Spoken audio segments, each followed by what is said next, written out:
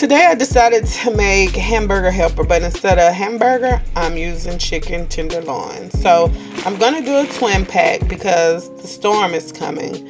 And, you know, when a storm is coming or you are afraid of losing lights and power, what better to have a dish already made?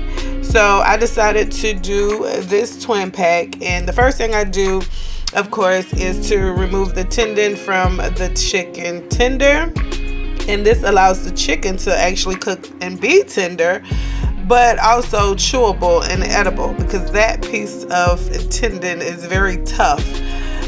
It is digestible, but again, it's very, very tough. And for me, if I can not eat it or have it in my chicken, I will always remove it first and foremost.